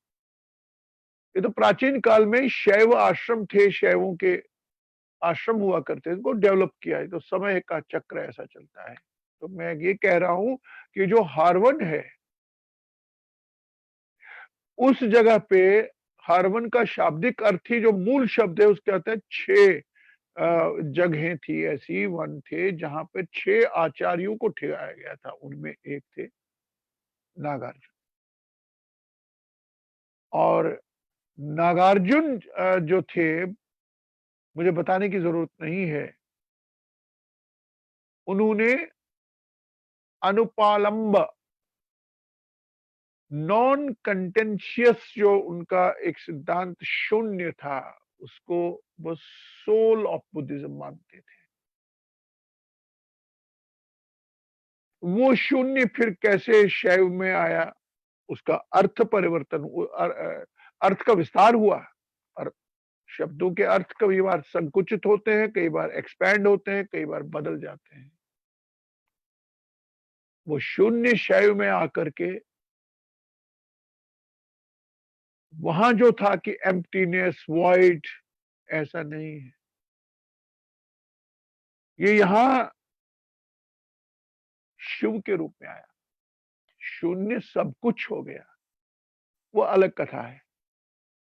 उस शून्य का नाम ललदद ने 14वीं शताब्दी में दिया कहन, यानी शाब्दिक इसका अनुवाद नहीं हो सकता है, समझने के लिए कुछ नहीं। पूछा मैंने गुरु से 1000 बार पूछा, जिसे जाना नहीं जा सकता किसी नाम से, या जिसका नहीं है कोई नाम। पूछा मैंने गुरु से 1000 बार पूछा मैंने, जिसका नहीं है कोई नाम, उसका क्या है नाम। मैं पूछते पूछते थकी, अस्त हुई। गुरु ने कहा कुछ में से कुछ है, जिसमें से निकला कुछ। निशी क्या था इंद्रा, कुछ निकला, यानी आप उसको अनिर्वचनीय मानते हैं शून्य को। ये आपके शब्द में नहीं आता है, ये आप इसको बांध नहीं सकते हैं आप। तो ये शून्य जो बौद्ध विमर्श का शून्य शैव विमर्श में आया। खैर, तो ये जो मैं बात कर रहा था, जो चौथी बौद्ध सभा हुई, महायान बना, और ये कश्मीर के आचार्य थे, कश्मीर के भिक्षुक थे अधिकांश, जो महात्मा गौतम बुद्ध के उसको लेकर के, प्रकाश को, ज्ञान को लेकर के मध्य एशिया तक गए, दूर दूर तक गए, चीन गए, त्रिविष्टप तिब्बत गए, तिब्बत के रास्ते होकर के आप जिसको बर्मा आप बोलते हैं, ब्रह्मदेश, और कोरिया तक, दक्षिण एशिया से होते हुए जापान तक कुछ गए। ये कश्मीर के आचार्य थे, बौद्ध थे। और बौद्ध ही नहीं, परंपरा है कि भिक्षुणियां भी थी कश्मीर की। एक लक्ष्मी नाम की भिक्षुणी भी कश्मीरी पंडित स्त्री भिक्षुणी बनी, विदुषी थी, 4-5 ग्रंथ रचे, एक सिद्धांत दिया उन्होंने, जाकर के तिब्बत में प्रतिष्ठित हुई और उनका बहुत सम्मानित हुई। और उनका, उनके विचारों का, उनके सिद्धांत का, पूजा पद्धति का उस बौद्ध तिब्बत में खूब प्रचार प्रसार हुआ। तो इस तरह बौद्ध धर्म मत कश्मीर में लगभग 1000 साल तक रहा। संघर्ष भी रहे, उसमें शैव और बौद्धों का रहा, विचारधारात्मक, विमर्शात्मक, लेकिन सह अस्तित्व भी रहा। कोई द्वंद्व नहीं, कोई अंतर्द्वंद नहीं, क्योंकि आप उन्हें विष्णु का अवतार मान चुके थे। इसलिए कश्मीर में एक जगह है परिहासपुर, ये सम्राट ललितादित्य का बसाया हुआ शहर है, जो करेवा पर है। यहां आप देखेंगे कि यहां विष्णु के मंदिर है, विष्णु का विग्रह है, यहाँ शिव का मंदिर है, शिव के विग्रह है, यहाँ बौद्ध चैत्य स्तूप भी है, तीनों एक साथ है। यानी वैष्णव संप्रदाय भी है, शैव संप्रदाय भी है और बौद्ध भी है। ये तीनों का समन्वय, या इस प्रांगण में तीनों सह अस्तित्व सहिष्णु है एक दूसरे के प्रति। जो भारतीय मनीषा है, एकम सत विप्रा बहुधा वदंती, सत्य तो एक ही है, उसको विद्वान लोग अलग अलग ढंग से परिभाषित करते हैं, व्याख्यायित करते हैं, विश्लेषण करते हैं, और सबका देखना, विश्लेषण, व्याख्या, विवेचन सही है उनके एंगल से, उनकी दृष्टि से। इस दृष्टि से देखिए, कश्मीर में आपको मैंने परिहासपुर की एक छोटी सी घटना आपको बताई। ये सब बात करते हुए मैं आपसे ये भी कहना चाहूंगा कि कश्मीर ने अन्य योगदान जो दिया, हमने व्याकरण की बात की, इतिहास की परंपरा की बात की, कलहन ने अपने से पूर्ववर्ती इतिहासकारों की बात की, कलहन के बाद जौनराज हुए, जौनराज के बाद श्रीवर हुए, शुक हुए, प्राज्यभट्ट हुए, तो एक परंपरा, इतिहास का योगदान। कश्मीर ने दर्शन दिया, जिसे विश्व कश्मीर शैव दर्शन के नाम से जानता है। कुछ लोग उसको प्रतिभिज्ञा दर्शन कहते हैं, कुछ लोग त्रिक कहते हैं, और ये अपने में एक संपूर्ण समग्र दर्शन है। ये आस्तिक दर्शन है, ये अनास्थावादी दर्शन नहीं। हमारे पास जो बाकी षड दर्शन जो है, 6 दर्शन की जो बात करते हैं, उनमें कई अनास्थावादी दर्शन है, और ये अनास्थावादी, अनात्मवादी दर्शन नहीं है। कश्मीर शैव दर्शन मिथ्या नहीं मानता है। यहां ब्रह्म सत्यम जगन मिथ्या का प्रचार, प्रसार और प्रभाव डालने वाले जगत गुरु शंकराचार्य को भी कश्मीर पधार कर यहाँ का विमर्श जानकर, यहाँ के मनीषियों से संवाद और चर्चा या शास्त्रार्थ कर सहमत होना पड़ा। मिथ्या कुछ नहीं होता। अगर ब्रह्म सत्य है तो ब्रह्म से उपजी, ब्रह्म से निकला, ब्रह्म जो स्रोत है सबका, जो कुछ उसकी सृजना है कॉस्मिक कॉन्शियसनेस की दृष्टि से, वो सब सत्य ही है। अवधि उसकी सीमित हो सकती है, कम ज्यादा हो सकती है। जैसे हमारे शरीर की अवधि एक निश्चित रूप से 100 के आसपास रहती है, कम भी रहती है, थोड़ा ज्यादा जाती है। ये 200, 400, 500 वर्ष का इसका सामान्य रूप से आयु नहीं होती।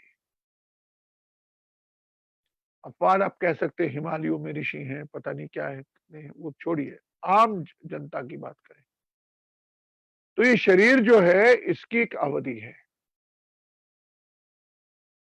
लेकिन ईश्वर सत्य है, बाकी सब कुछ मिथ्या है, इसको शैवाचार्यों ने नहीं माना। उन्होंने इसे कार्य कारण का रूप दिया, उन्होंने इसे इफेक्ट और कॉज का संबंध दिया।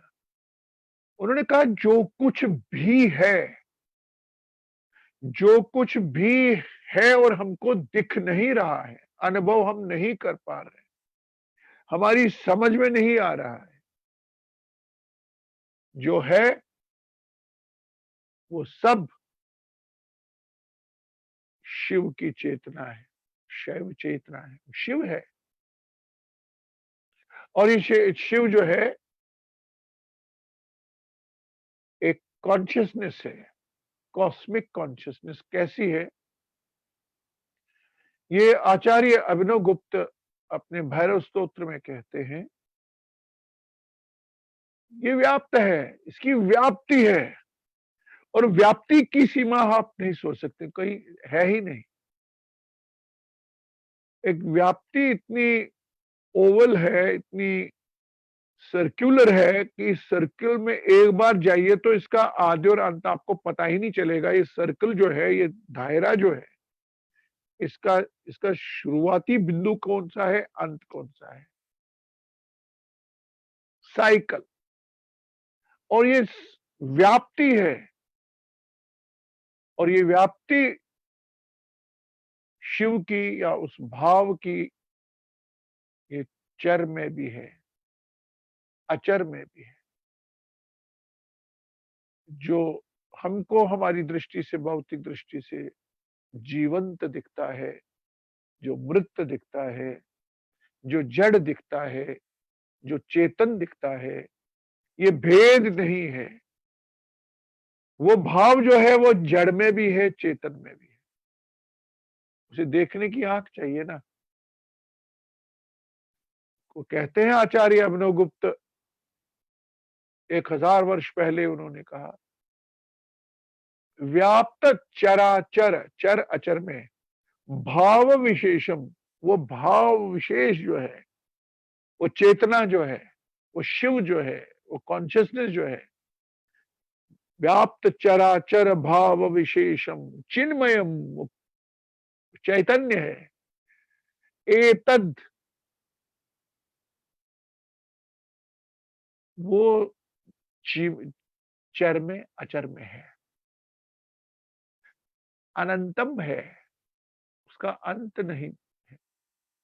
अब हम तार्किक बुद्धि से कैसे अंत कैसे नहीं होगा? अगर होगा तो तार्किक दृष्टि से बताइए ना कहां पे है, तो होगा क्या है ना। हमारी बुद्धि जो है वो उतनी विकसित नहीं है कि उस चीज को देख सके। अभी हम 2 और 2, 2 को जमा 2 करिए तो 4 में है ना। हो सकता है 2 और 2 11 भी होता होगा, हो सकता है 2 और 2 9 भी होता होगा, संभावनाओं की बात करते हैं। लेकिन जो हमारे पास सूझ है, जो हमारे पास दृष्टि है, विज्ञान है, विवेक है, शायद उसकी सीमाएं हैं। अभी हमारे मस्तिष्क की परसेंटेज कितनी खुली है वो तो विज्ञान कहता है ना। उसमें आप आइंस्टाइन को लीजिए, उसमें आप ब्रीफ स्टोरी ऑफ टाइम वाले को लीजिए, जीनियस को लिखते हैं ना। या इसको हम ऐसे भी सोच सकते हैं, भगवान राम जी इतनी कलाएं थे, कोई 16 कलाएं हैं, कोई 14 कलाएं हैं। ये कलाएं क्या होता है?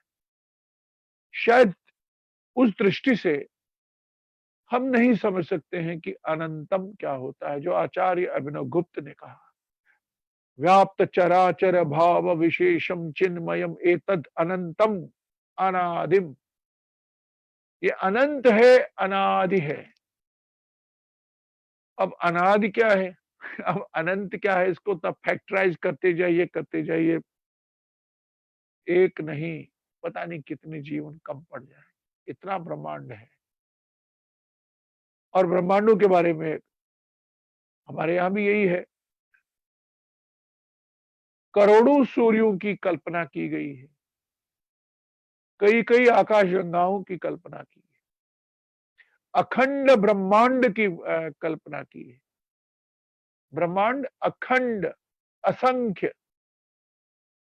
अब मैं इसलिए कह रहा हूं, ये आप जानते हैं। ये तो आपको लगता होगा कि हम तो, ये तो हम जानते हैं, कौन सी नई बात कर रहे हो। आप ठीक सोच रहे हो, मैं कोई नई बात नहीं कह रहा हूं। मैं वो बात कह रहा हूं जो आप जानते हैं। उस जानी हुई बात को मैं उसके फ्रेम में कश्मीर को रख रहा हूं। कश्मीर का यही विश्वास है और कश्मीर का यही प्रयास है। वहां 13 सूरज हैं। आपके यहाँ तो 12 आदित्य है ना, हमारे यहाँ 13वां भी है, जिसको मार्तंड बोलते हैं। और मार्तंड के नाम पर, मार्तंड सूर्य के नाम पर सूर्य मंदिर मार्तंड अनंतनाग में मटन ग्राम है, जो असली मार्तंड है। और जो विश्व प्रसिद्ध वहां एक सूर्य का मंदिर था, जिसे सिकंदर बुतशिकन ने मध्य कालीन इतिहास में बर्बरता पूर्वक नष्ट किया। जैसे अन्य मंदिर नष्ट हुए वैसे वो भी किया। फिर भी वो मार्तंड तीर्थ जो है वो 13वां सूर्य है। अभी 13वां सूर्य क्या होता है? 12 सूर्यों की बात हुई, 12 महीने हमारे पास आए, ये 13वां महीना है। इस 13वें महीने का अब जब आप जोड़ते हैं 12 महीनों के दिन, और ये सारे जोड़ते जोड़ते 2.5 वर्ष के बाद आपके एक 30 दिन, 31 दिन, 29 दिन अतिरिक्त जमा हो जाते हैं, सरप्लस। और उस सरप्लस डेज का एक सूर्य कहा गया है मार्तंड सूर्य। अब उसकी कथाएं हैं, फिर वहां विमल नाग है, अमल नाग है, फिर जी कश्यपरी, वो दुर्वासा, फिर वो कथाएं हैं। लेकिन मैं उन कथाओं के उस महात्म्य के अंदर जो बीज अर्थ है, जिसे मोटिव कहेंगे, अभिप्राय में, उसकी बात कर रहा हूं। और इसलिए मैंने कहा कि जब आचार्य अभिनवगुप्त ने व्याप्त चराचर भाव विशेषम चिन्मयम एतद अनंतम अनादिम भैरवनाथम अनाथम, अब उसमें क्या है? त्वम च महेश सदैव मम आत्मा, हे महेश,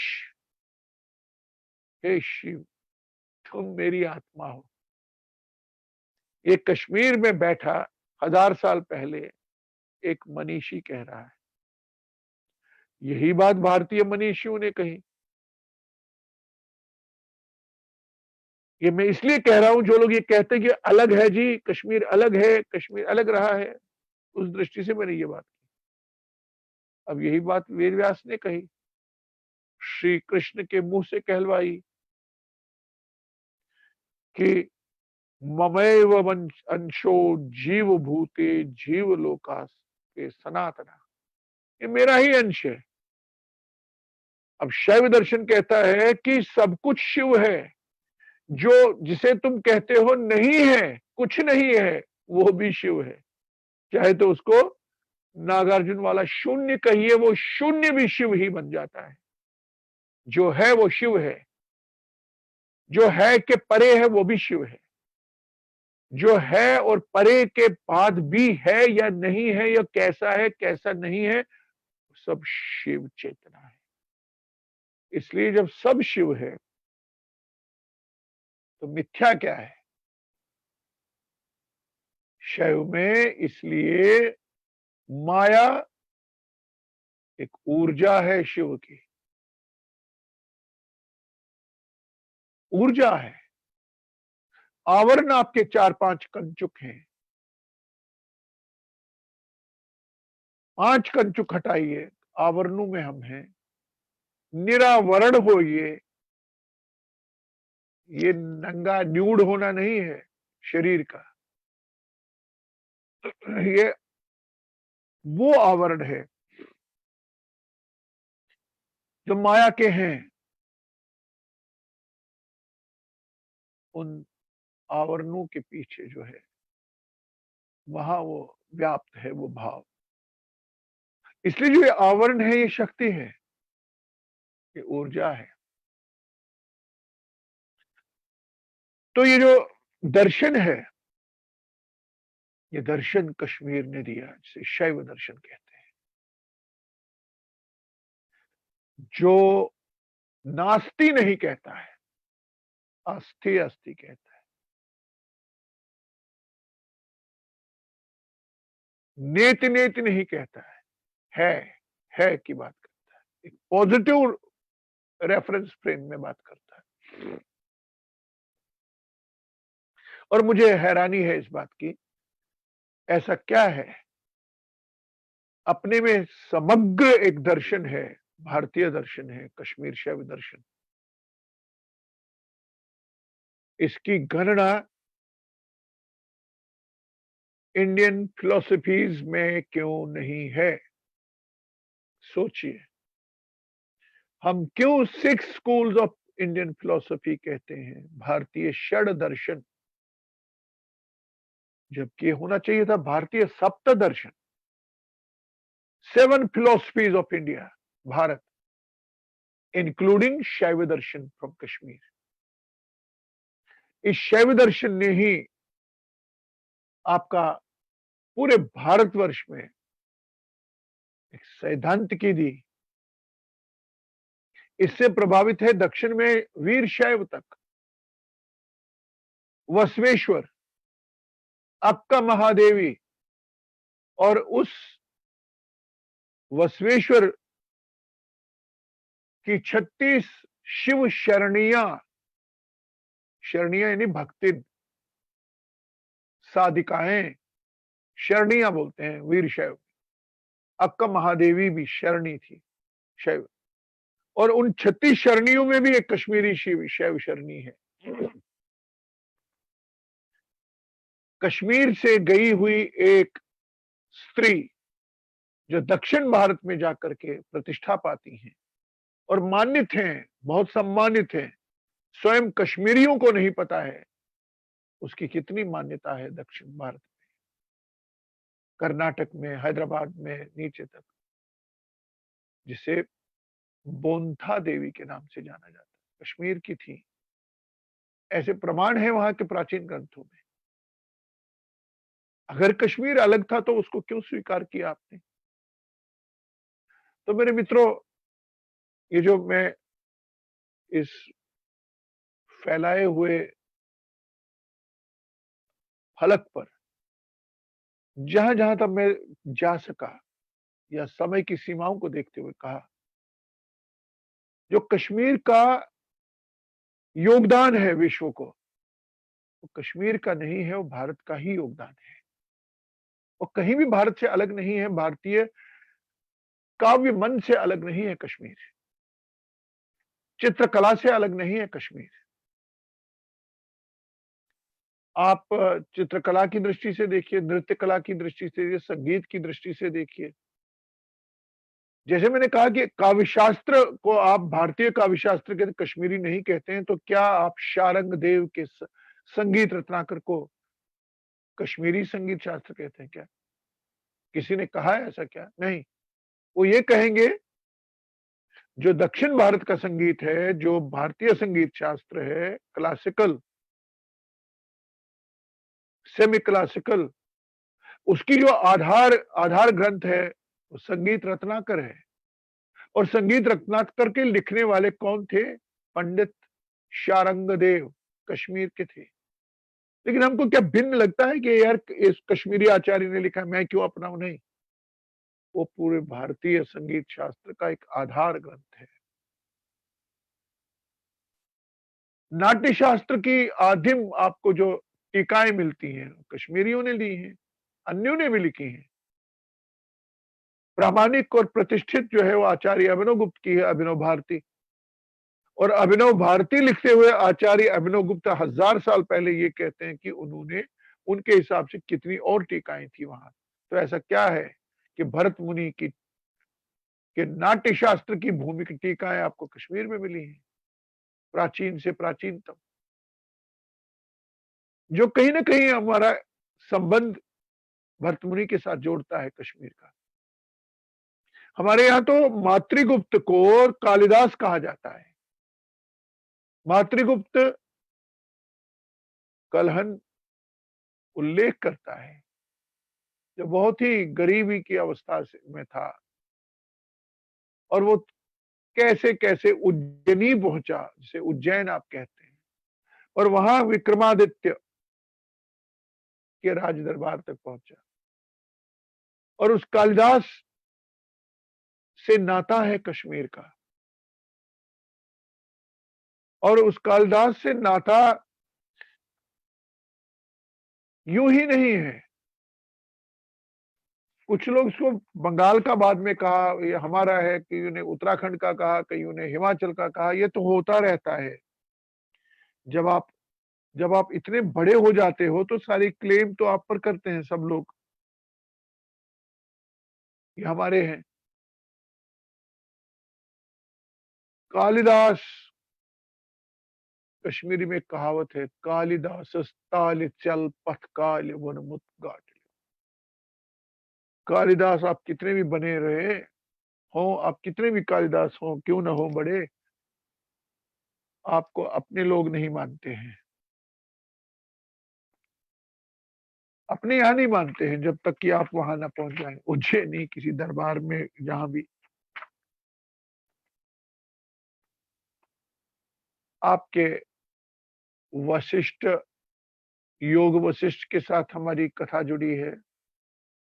हर मुख यात्रा जब करते हैं आप, तो जब बालतल के रास्ते स्वामी अमरनाथ यात्रा पे जाते हैं तो कंगन आता है, कंगन से एक रास्ता जाता है बीच में, नारायण नाग के रास्ते यात्रा आजकल होती है। और जो वो पर्वत है, पर्वत का नाम है भरत पर्वत, भरतगिरी, कश्मीरी में भरत।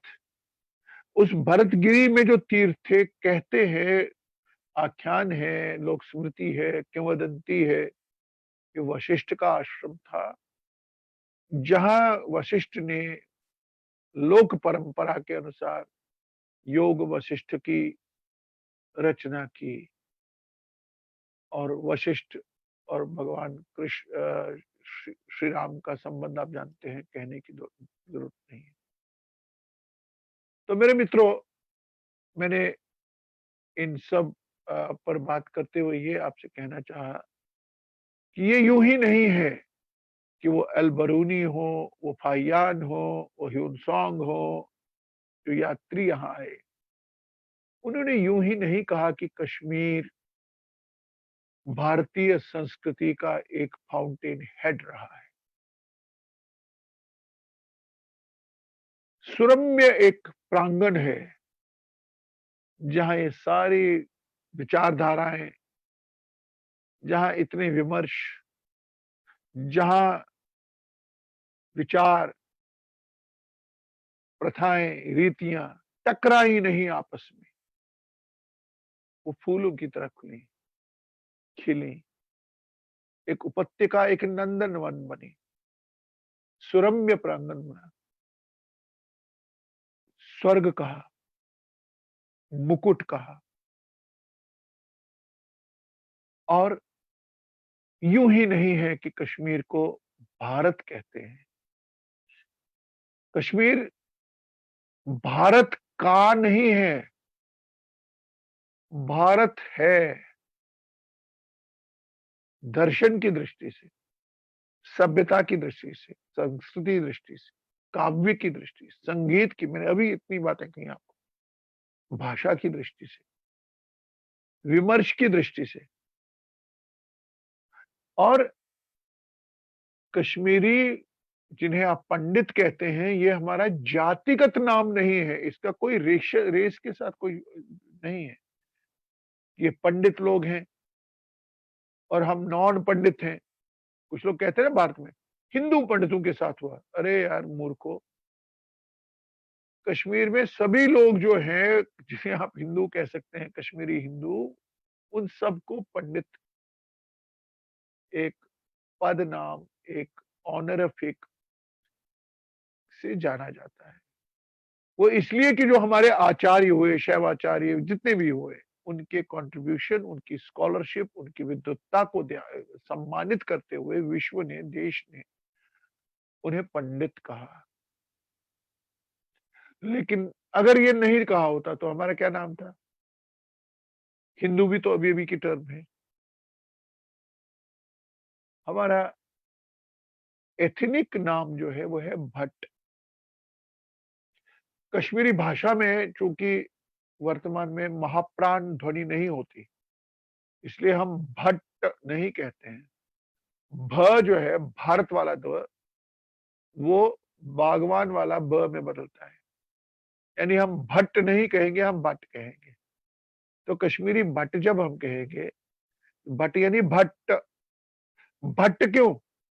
आप आज भी कहते नहीं किसी को, यार ये उद्भट विद्वान है, ये भट्टार्क है, भट्ट नायक, भट्ट लोलट, भट्ट कैयट, भट्ट है। और ये भट्टार्क है, वो शिव का नाम है, क्योंकि कश्मीर शिव की भूमि है। और भट्टारिका शिव की अर्धांगिनी या शक्ति माता का नाम है। तो भट्टारिका ब्रोर कश्मीर में बनता है, कश्मीरी भाषा में। तो हमारे यहाँ ब्रारू साहब कहेंगे किन्हीं को, ये उस संप्रदाय के लोग हैं। त्रिक संप्रदाय, त्रिक दर्शन के लोगों को तिक्कू बोलते हैं। तो ये अलग विषय हो जाएगा। तो कुल मिलाकर मुझे ये कहना है कि कश्मीर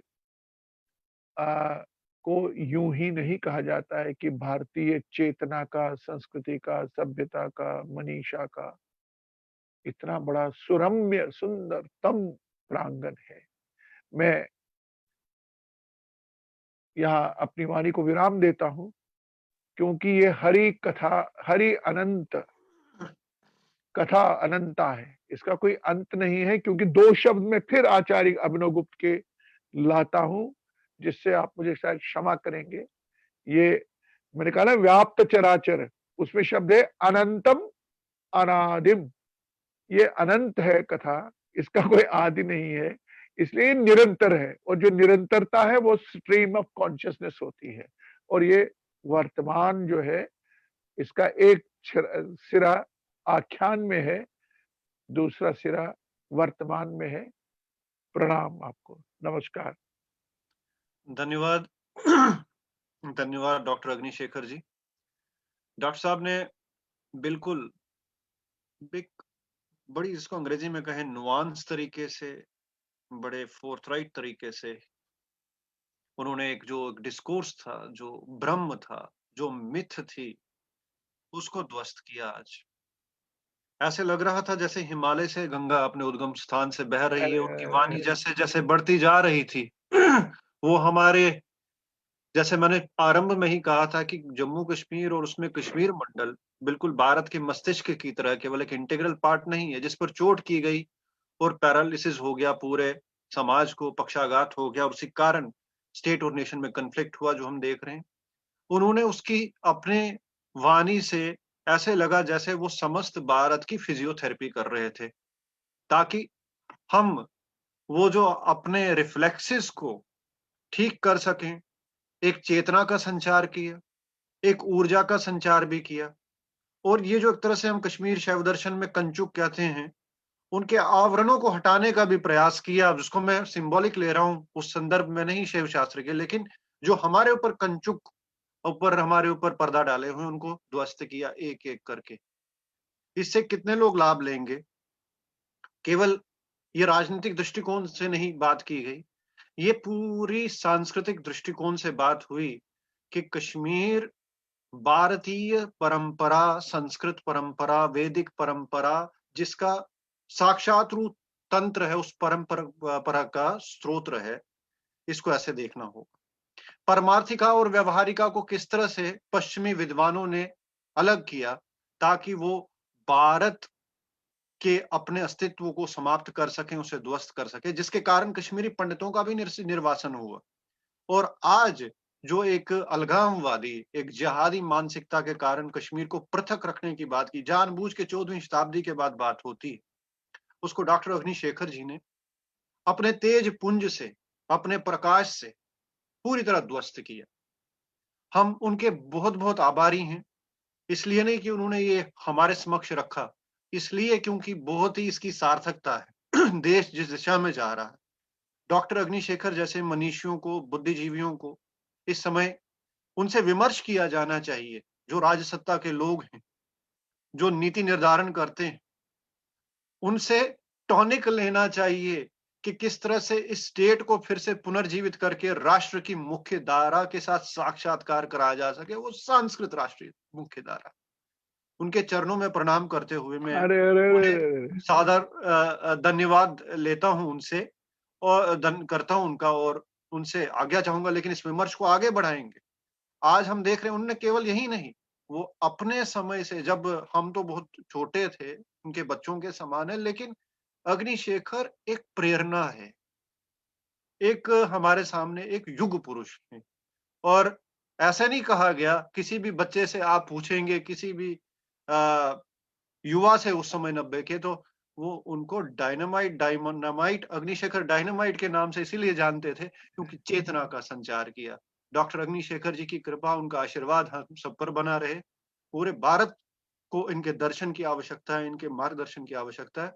आपका सादर आभार और प्रणाम। नमस्कार।